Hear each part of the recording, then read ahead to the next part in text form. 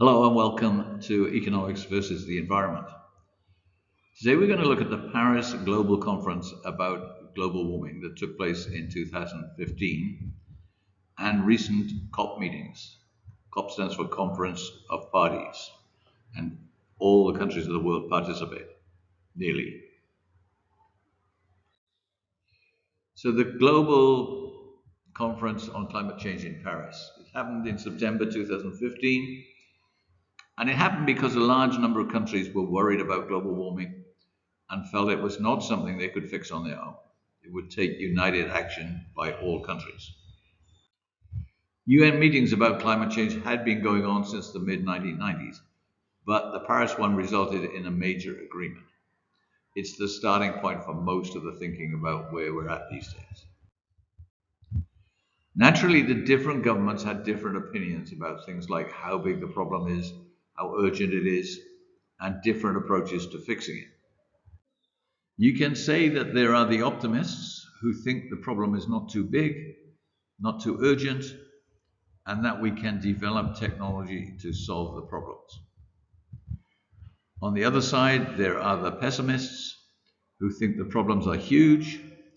We're almost at the stage where humans won't be able to control what happens next, and technology will be too little, too late. So you can see at the bottom there the line with optimists and pessimists at opposite ends. The important point about this is that the optimists think we have more time, so we can go slower. The pessimists think time is nearly up. The USA, which is one of the biggest polluters for the number of people who live there, is close to the optimistic end of the line. The result of the discussions in Paris was that most of the rest of the world wanted to have a tough approach, which would make all countries follow the plan closely. However, the USA said they would not vote for a plan like that, so the other countries agreed to have rules which were not so tough. So the influence of the USA meant that the final agreement was a lot less tough than most countries wanted. However, the other countries were willing to make the rules easier so that the USA could agree. Most countries thought it was important that the USA participated because they are the richest country and also a big polluter. Then in 2016, Donald Trump became president and the USA left the agreement. If the other countries had known that this was going to happen, the final agreement would have been tougher. The other countries would not have agreed to the rules being easier so that the USA would vote for it if they'd known that the USA would only be part of the agreement for a short time. After the Paris conference, they agreed to review the agreement again in 5 years, which was 2021. It seems incredible now that they would not review it sooner, but the idea was that every 5 years, countries would reset their climate change targets to a tougher level. And the science suggested that this was needed. 2021 was in the middle of COVID, and the next meeting was 2022 in Glasgow in Scotland. The annual COP meetings since then have seen more and more division between countries, mainly between developed and developing countries. In 2022, the idea was tabled that rich countries should make payments to developing countries for two main reasons: because they were the biggest CO2 creators, and because the developing countries needed money to take climate change actions that were needed and benefited all countries. Okay, do you remember this from video 16? Let me make sure I've got this right.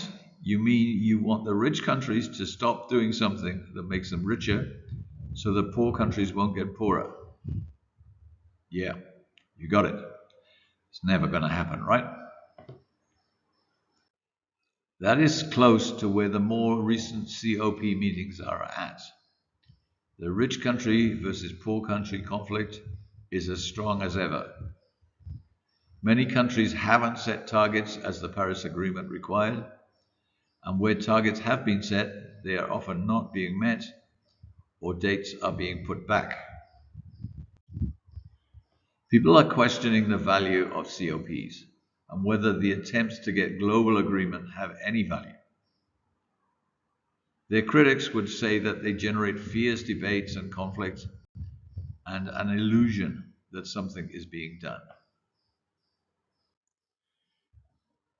Is it inevitable that if you try to get the agreement of all countries on any topic, not only climate, that you will either fail to get the agreement or the agreement will be weak so that all the countries can agree? If a country that doesn't want to follow the agreements can just pull out of the whole process, as the USA has done, what is the point? With over a quarter of the world's economic activity, the USA is not only not fighting climate change, but deliberately taking actions that make it worse. Is it important that the other countries have an agreement? Countries who are concerned about climate change are doing good things. The UK has recently closed its last coal-fired electricity making operation. China has gone from 13% of its area covered in trees in 1978 to 23% in 2019. New technologies like electric vehicles and solar are happening. Cutting-edge research into things like extracting CO2 from the air and new fuels for planes is happening. Population growth, which drives the level of pollution, is ending everywhere except Africa. If COP meetings never happened again, would it make any difference? The real world is moving on. And this is the end, my friend. See you next time.